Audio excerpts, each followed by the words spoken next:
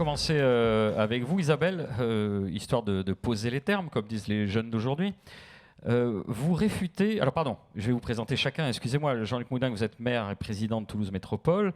Isabelle, vous êtes chercheuse. Richard, vous êtes chercheuse et docteur en psychologie sociale et environnementale d'Environon. Et Fabien Soulet, vous êtes directeur commercial et services de l'Axe TGV Atlantique. Et vous, vous êtes Frédéric Dabi, c'est ça? Tout à fait. Merci Bonjour. Frédéric Dabi, toujours directeur général de l'IFOP.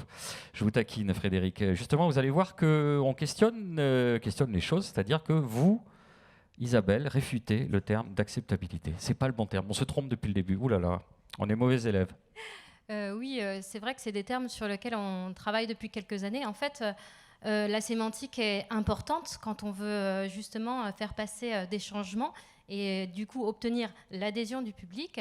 Nous, en psychologie sociale et environnementale, on va parler de désirabilité du changement. Déjà, il y a une notion de motivation, d'envie d'agir. En fait, quand on parle d'acceptabilité, c'est-à-dire que c'est comme s'il y avait quelque chose qui avait été fait sans moi et qui vient comme ça être posé et que je dois accepter. Et donc là, la sémantique, elle est différente. Et donc là, l'enjeu du changement de comportement, il est différent aussi. Personne n'a envie de se faire se faire imposer des choses. Et en fait, cette question d'acceptabilité, elle n'est pas... En tout cas, c'est la notion qui revient souvent, mais elle est mal posée. Nous, on parle de désirabilité, d'appropriation, d'adaptation, en fait, au changement climatique. Et donc, on voit que dans un cas, il y a l'intégration du public dans la question climatique. Il y a des choses qu'on peut faire, il y a des choses qu'on peut moins faire. Il y a différents types de personnes, il y a différents profils d'individus qu'il est nécessaire d'intégrer dans les politiques publiques. On va y revenir dans quelques instants. Jean-Luc Moudin, on l'a vu rapidement avec le sondage. Alors 83% des Français sont d'accord avec le fait que les élus locaux devraient agir davantage. Je vous ai envoyé un petit signal, monsieur Dabi, pour lutter contre le changement climatique. Comment on agit à l'échelle locale de Toulouse Métropole? Sur quel levier on peut agir? On agit sur pratiquement tous les leviers. Nous avons un plan climat, air, énergie territoriale. C'est François Chollet qui s'en occupe. Et effectivement, on a défini des objectifs, on agit sur tous les domaines, c'est-à-dire sur le domaine de l'énergie, des transports, de l'alimentation, la place de la nature en ville. On a des objectifs extrêmement ambitieux et d'ailleurs on déroule un plan avec beaucoup d'actions comme jamais il n'a été fait ici. Et on sent bien que les gens adhèrent.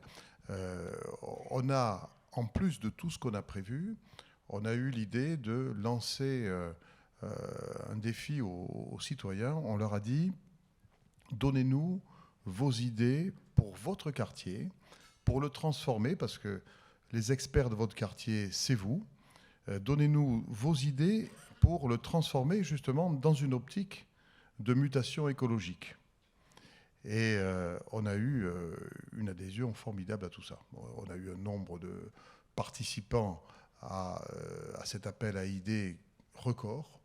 Et on vient de lancer le second appel à idées. On a clôturé il y a quelques semaines à peine. Et là aussi, il y a beaucoup de participants.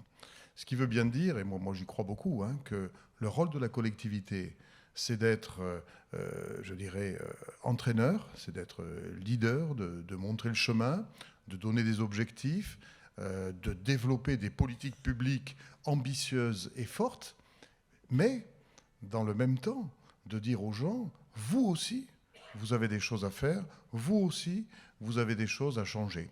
Et les gens, on peut témoigner, ils adhèrent à ça.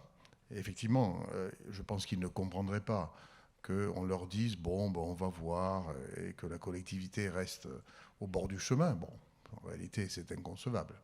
Mais eux-mêmes ont bien compris que la collectivité, ça ne suffisait pas. Alors il y a une voix que l'on entend, à mon avis, pas assez fort dans ce concert de mobilisation générale, c'est celle des entreprises. Et pourtant, il se fait des choses dans les entreprises.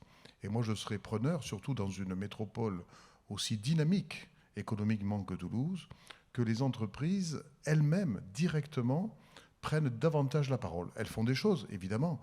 Les entreprises qui sont avec maintenant l'objectif du RSE, elles ont aussi une demande de leurs salariés qui est extrêmement prégnante. Nos concitoyens, de plus en plus, ils veulent donner du sens à leur travail. Et donner du sens, mettre des valeurs, pas simplement une compétence sur le plan professionnel, c'est aussi être acteur de cette transition. Et je pense que le triptyque pouvoir public, privé, au sens entreprise privée, et citoyen, à titre individuel et collectif, c'est le triptyque de la mobilisation qu'il faut. Frédéric Dabi, on l'a vu tout à l'heure avec votre sondage, les mesures coercitives sont logiquement mal perçues par les Français. Or, alors c'était peut-être écrit en police 2, donc je vais juste les répéter. Obliger les propriétaires à rénover leur logement avant une vente, limiter l'accès aux villes des véhicules, en particulier les plus polluants, interdire les chaudières à gaz, interdire la vente des véhicules diesel, vous avez dit, alors, enfin essence et hybride à partir de 2035, ça c'est ce qui était le plus rejeté. On est d'accord, c'est parce que c'est coercitif. On reviendra sur l'aspect psychologique, mais ça veut dire que c'est aussi certaines mesures de bon sens. On a fait vous êtes intervenu dans les colonnes de la Tribune cet été, Monsieur le maire, pour parler justement des ZFE. Comment ça se fait que ces mesures-là, est-ce parce qu'elles sont mal accompagnées, parce qu'on sent qu'elles sont imposées sans concertation ou... Je pense qu'il y a un imaginaire hexagonal, si je puis dire, qui est que coercition est très vite vue sous l'angle de l'injustice, sous l'angle de l'imposition. C'est pour ça que je trouve très intéressant ce que vous avez dit, madame, sur l'acceptabilité. C'est vrai que pourquoi on accepte telle ou telle mesure? Je change de sujet. Pourquoi en 2010 les Français acceptent de passer de l'âge de la retraite de 60 à 62 ans et en 2023 ils le refusent massivement de 62 à 64 ans? Parce qu'il y a une question, et je reprends vos termes, d'appropriation, de désirabilité, de prise de conscience des tenants et des aboutissants, des enjeux. Alors il y a des mesures peut-être coercitives qui peuvent être passées, on en a vu.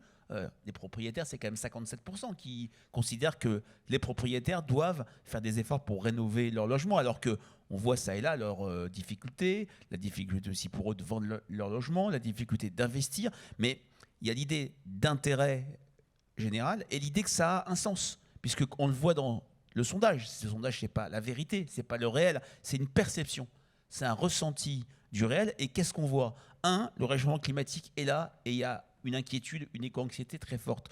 2, et je rebondis sur ce qu'a dit Jean-Luc Moudin en parlant des grandes entreprises, tout le monde doit s'y mettre. Et je ne l'ai pas dit tout à l'heure dans ma courte présentation, mais les citoyens eux-mêmes sont cités au même niveau que les politiques. Et donc, les mesures coercitives, certaines peuvent passer. Il n'y a pas, si je puis dire, un coup près systématique, mais elles doivent faire l'objet d'une pédagogie très forte. Il y a un mot qui n'est jamais cité, c'est la réciprocité.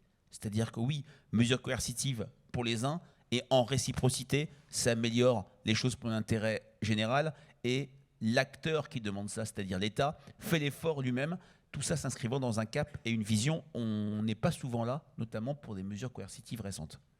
On va y revenir tout à l'heure avec vous, mais je voudrais qu'on se penche sur un sujet qui est devenu particulièrement sexy, c'est le train. Donc on blague depuis tout à l'heure en disant, alors, effectivement, on n'a pas honte de prendre l'avion, mais vous, quelque part, vous êtes du bon côté. Est-ce que finalement, les Français ou les Toulousains font sciemment le choix d'un moyen de transport décarboné, ou est-ce que c'est un bénéfice collatéral? On se dit, ça devient assez pratique, je peux travailler pendant ce temps, et il se trouve qu'en plus, c'est décarboné.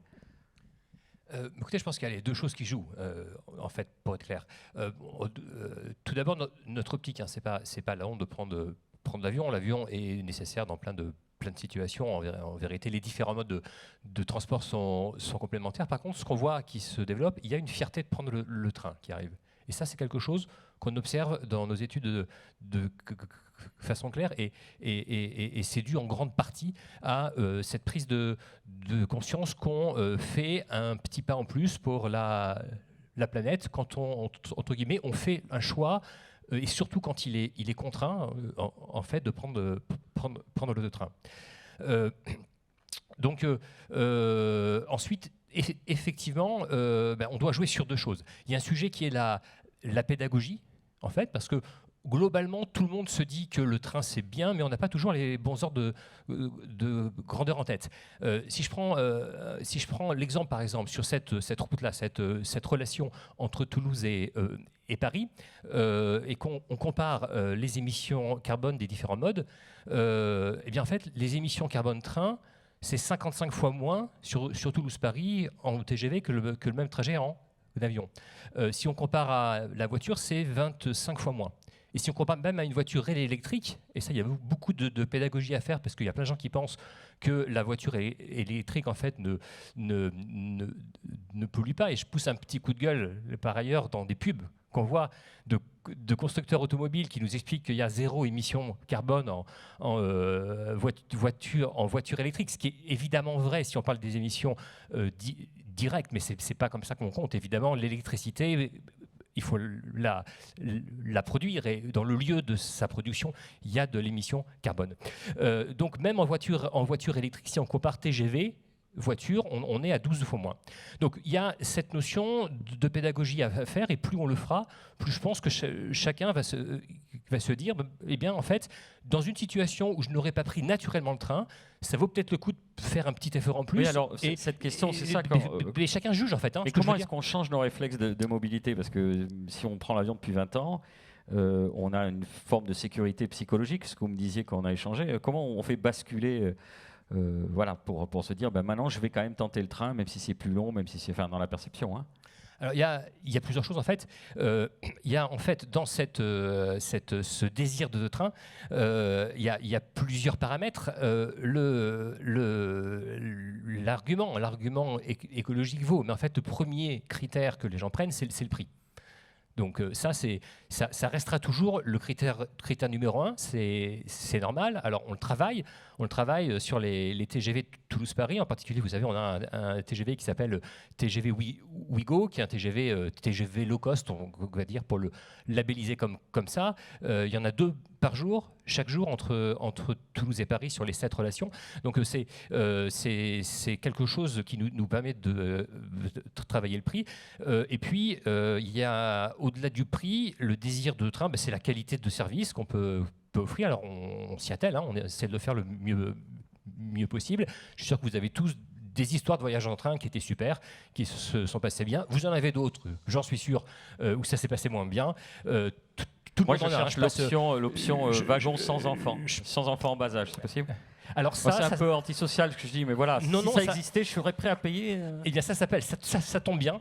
Ça s'appelle la business première, qui est donc. D'accord. Alors Frédéric Davy le savait. Oui, ça existe. Oui, voilà. Frédéric, bien sûr, mais moi je ne suis pas encore en business première, mais d'accord. Voilà. Donc ça, c'est une voiture qui est effectivement sans famille, sans enfants. Alors, on va y revenir. Donc, on sait que le train est redevenu sexy. On pourrait parler justement de ces changements et comment on adopte les nouveaux changements de mobilité. Mais j'aimerais qu'on revienne sur le fait qu'on est quand même relativement rétif au changement en tant qu'humain. Vous le savez mieux que moi parce que vous êtes psychologue. Comment est-ce qu'on fait pour susciter ce changement, on l'a dit, pour susciter l'adhésion d'un point de vue psychologique? Déjà, on travaille sur les habitudes, vous l'avez rappelé, hein, les habitudes de mobilité, c'est des habitudes solidement ancrées. Et en fait, on montre que pour voir des changements de mobilité, mais des changements s'opérer, plus sur la mobilité, mais ça vaut sur pas mal de composantes. Il y a c'est les moments où il y a des ruptures dans le cycle de vie. Donc, c'est-à-dire où l'individu va changer, va déménager, va avoir un enfant, va divorcer. Dans le cadre, de toutes les ruptures dans le cycle de vie, de changement, sont propices du coup au changement. Vous avez tous vécu un déménagement où l'approvisionnement, vous allez faire vos courses ailleurs. Donc ça remobilise votre capacité à vous dire là je faisais ça, finalement est-ce que j'irai pas chez le bio maintenant ou c'est plus près, etc. Donc c'est vraiment des événements où on a plus de prise en tant que psychologue, c'est ce qu'on observe. Maintenant, pour susciter le changement, il faut susciter, comme je disais, le désir, la motivation. En fait, en psychologie sociale, on travaille sur un continuum qui s'appelle le continuum de motivation, qui va de la motivation, donc je ne suis pas motivée du tout à adopter son comportement, à la motivation intrinsèque. Donc il y a 5 grades entre les deux. Et en fait, la motivation intrinsèque, c'est vraiment une motivation qui va reposer sur les valeurs de l'individu. Donc c'est là où on a le plus de prise. C'est-à-dire que si vous arrivez à la motivation intrinsèque qui repose sur le sens, sur les valeurs de l'individu, alors le comportement que vous cherchez, il va être pérenne dans le temps. Et ça, c'est important, parce que souvent, les mesures qu'on met en place, etc., où on veut voir le changement s'adopter, c'est souvent sur des motivations qu'on va appeler, en jargon un peu, introjectées. C'est-à-dire, c'est parce qu'on me le demande, parce que la société, la norme sociétale aujourd'hui, c'est il faut être pro-environnemental coûte que coûte. Alors du coup, je le fais, mais je ne l'intègre pas dans mon schéma de motivation. Donc si je ne l'intègre pas, à un moment donné, quand il va y avoir un changement, etc., eh ben, je vais revenir au comportement initial. Et donc du coup, ça c'est hyper important de travailler sur ces motivations-là.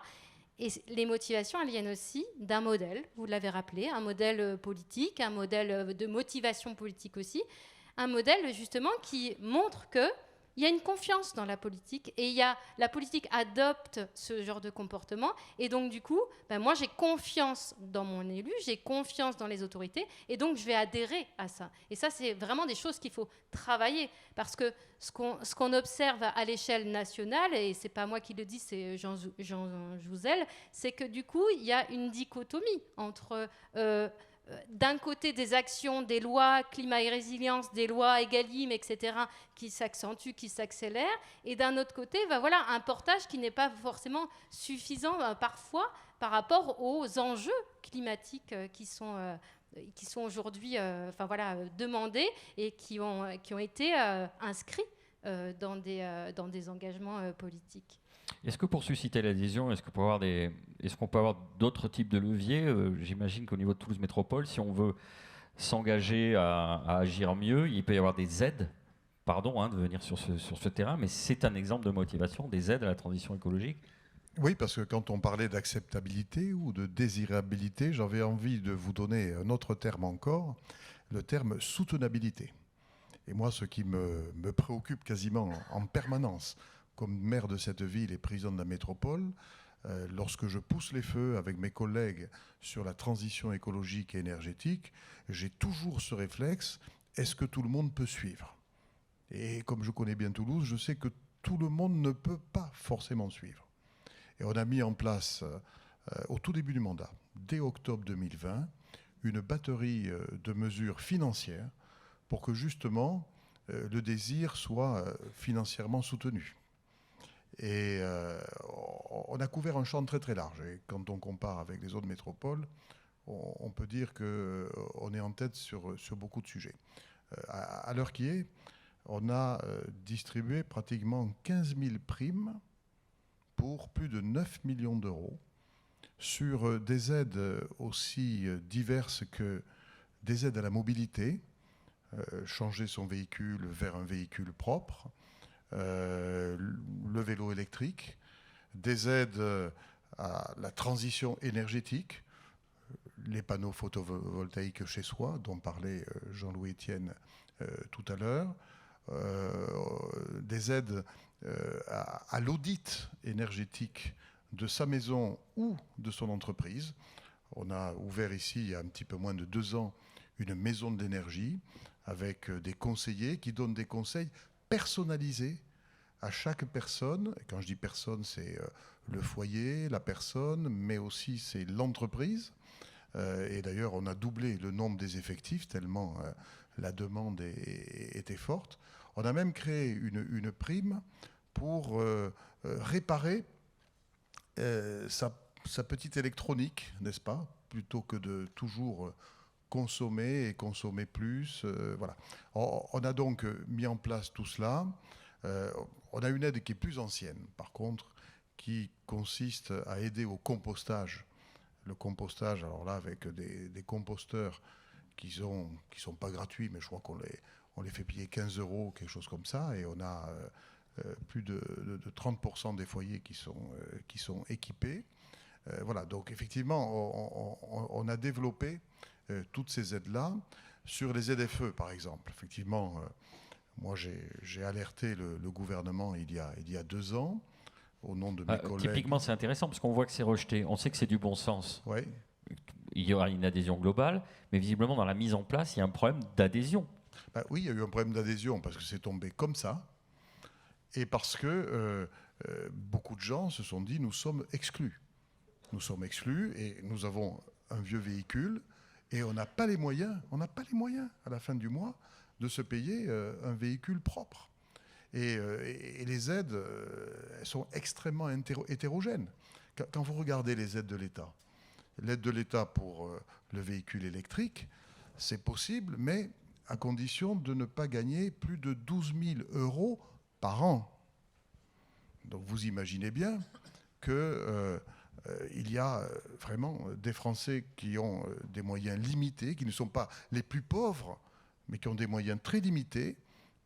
Ils se sentent exclus. Nous, on a mis en place cette batterie d'aide. On l'a fait dès le mois d'octobre 2020. Hein, comme je le dis, la ZFE n'est entrée en vigueur à Toulouse qu'en 2022. On l'a fait et on l'a fait avec un panel très très large, en n'obligeant pas les gens à aller vers le véhicule électrique, parce que le véhicule électrique, c'est plus cher.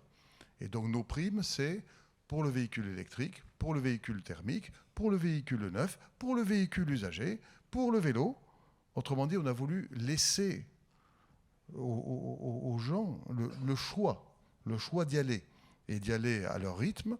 Et on a mis des plafonds de revenus supérieurs à celui de l'État pour que les éternels perdants de la société française, les classes moyennes et les classes moyennes basses, entre guillemets, parce que c'est pas très beau comme expression, mais c'est l'expression des spécialistes que je reprends, soient aidés, soient accompagnés. Et là aussi, quand on a fait la comparaison avec tous les systèmes d'aide mis en place par les métropoles assujetties aux ZFE, je crois qu'on peut pouvoir dire que c'est nous les plus généreux. Il y a même des métropoles, je ne donnerai pas le nom par charité, qui ont décidé de ne pas mettre d'aide financière en place du tout, en disant il y a l'aide de l'État, c'est l'État qui a créé les ZFE, on s'en tient là. Alors, on va prendre une dernière question avant de prendre les questions du public. Je voudrais qu'on revienne sur le train comme alternative. Justement, comment dans le futur on peut faire basculer plus de monde sur le train? On pose souvent la question du prix, et je pense qu'elle peut revenir tout à l'heure très rapidement dans le public. Mais... Oui, tout à fait. Il y a un sujet prix, effectivement. Il faut qu'on arrive à maintenir des coûts de production pour nous bas, de façon à pouvoir continuer à faire des prix pas trop chers.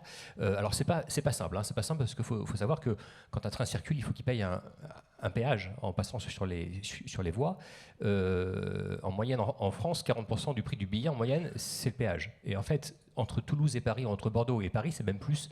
Parce que la ligne a... Et ce péage, il vient financer les investissements. Qui est-ce qui récupère? Alors, ce n'est pas les investissements, c'est plutôt la maintenance, on va dire.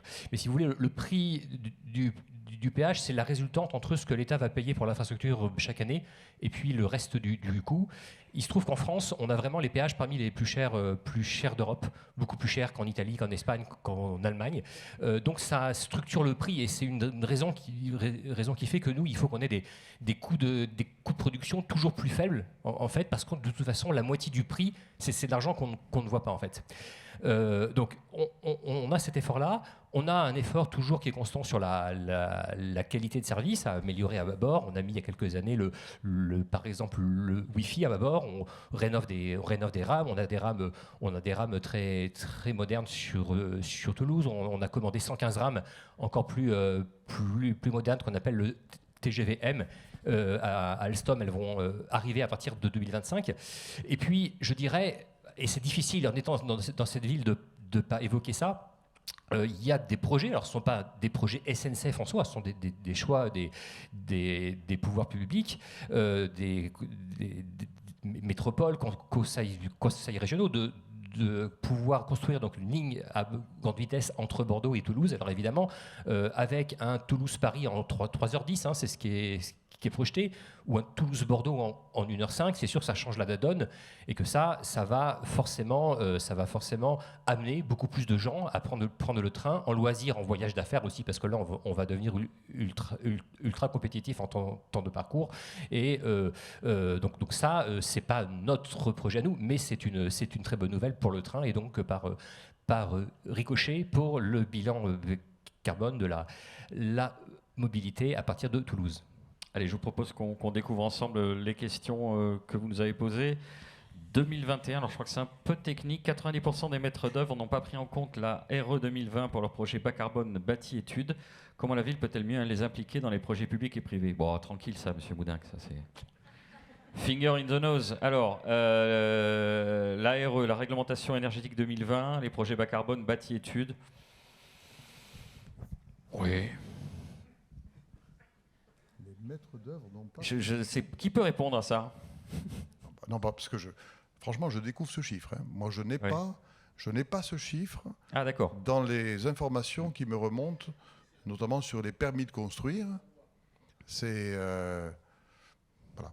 On a une autre question sinon sur l'acceptabilité. Non, puis le problème, c'est que le maire, par définition, juridiquement, la mairie délivre les permis de construire.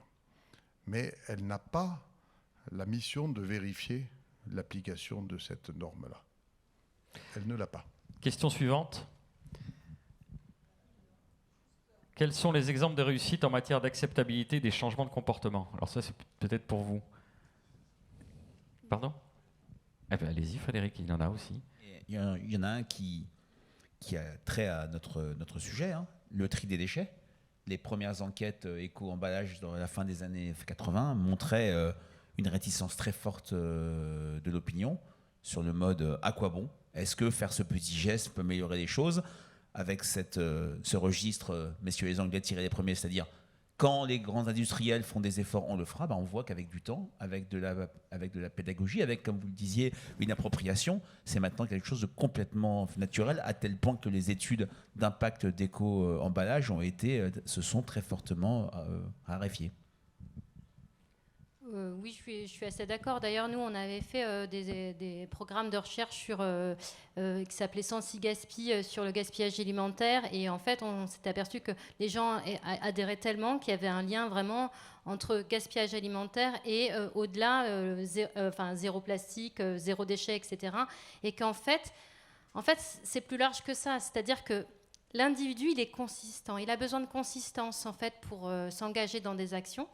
Et en fait, quand on commence à faire une activité, une action pro-environnementale, quelle qu'elle soit, par exemple le tri, c'est quelque chose, une mesure très bien acceptée, et bien en fait, on a besoin d'être consistant et d'aller vers d'autres actions petit à petit pour justement venir pérenniser et pour justement venir travailler sur son identité, ce que nous on appelle l'identité environnementale. Donc plus l'individu va être engagé dans une action, plus il va avoir besoin de consistance et plus on va l'amener vers d'autres mesures. Et moi, je voudrais aussi insister sur quelque chose, parce que je suis psychologue, mais aussi parce qu'on voit dans les études scientifiques que c'est quelque chose qui fonctionne aussi.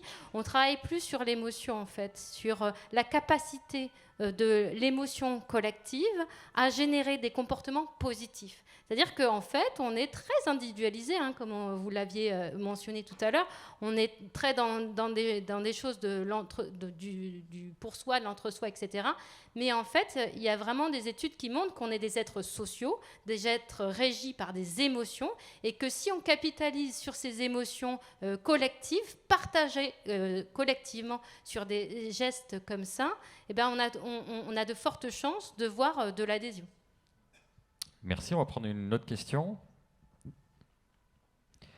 À Madame Richard, la résistance au changement fait partie de la nature humaine, elle est souvent anxiogène, votre avis? Oui, alors ça, c'est du coup la résistance au changement. Il y a une résistance au changement parce qu'on ne connaît pas ce qui va se passer.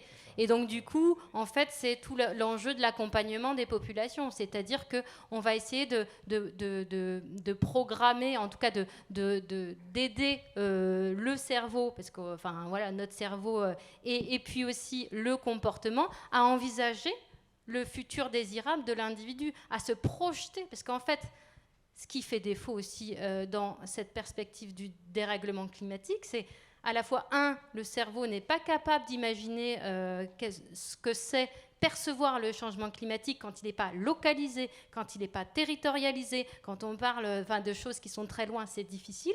Et donc, du coup, la résistance au changement, elle peut être justement travaillée en reprenant du coup, ce qui est possible pour l'individu de faire évoluer à son échelle, au niveau local, et non pas sur des sphères lointaines, et surtout pas, justement, en le culpabilisant. On va prendre une dernière question.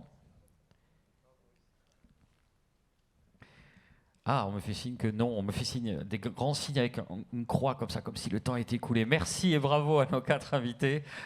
On vous a promis que ça tenait en 120 minutes.